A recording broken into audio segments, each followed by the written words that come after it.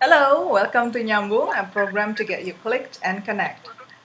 Yeah, I'm curious though, Budina. How do you see the Palestine's government has been handling their nation? They also, well, here's the thing. After with the bombardments from Israel, Mhm. they at first they can gather lots of support. They gather money. They gather uh, supports like offices and uh, good offices lah, basically from other countries to help support their fights. But years gone by, basically they also develop factions inside of inside of Palestine. The moderate groups split. The PLO and Fatah, they split. And when I say split, they have different ideas on who should lead and how, and how to relate with Israel. Also, they have different ideas, and so those unhappy with how they lead choose to take stronger stance, like Hamas. And of course, the rise of Hamas is not the sole story of Palestine. Across the world, there was a global rising of religious-based movements that brought the rise of religious-based political parties in many countries. So it's part of a global development.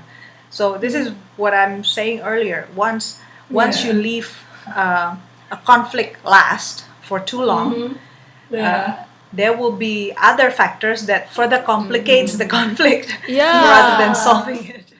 Yeah, I know it's so complicated because like the government itself of the Palestine is divided, right, Budina?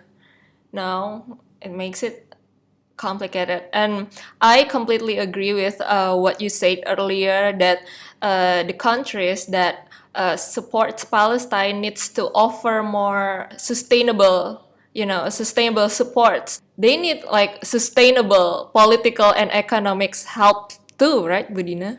Yes, yes.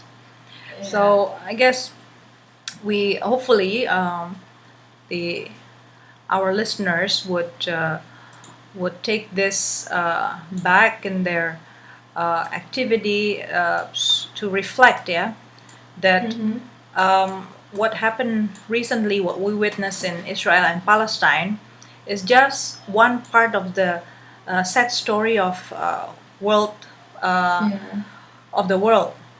That, but it's not the only one.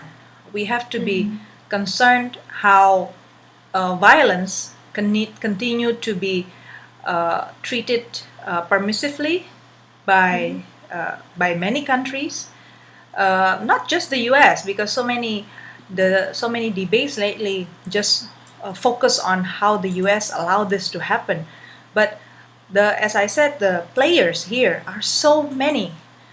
In the Middle East, so many countries are actually responsible for using peaceful means or violent means. If they choose to be quiet on uh, violence that has happened, that means they condone violence. And once violence is condoned, it will be replicated. And once it's replicated, it becomes very ugly.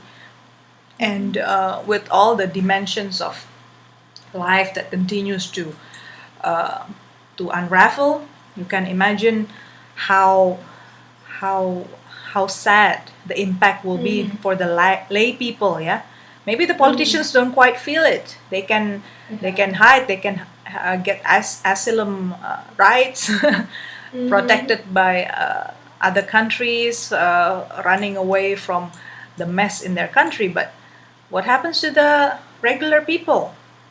So this is our time, I guess, to start looking more honestly about the world.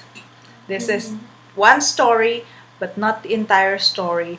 But the world is rising in violence, and that's our biggest concern. Should be our biggest concern today.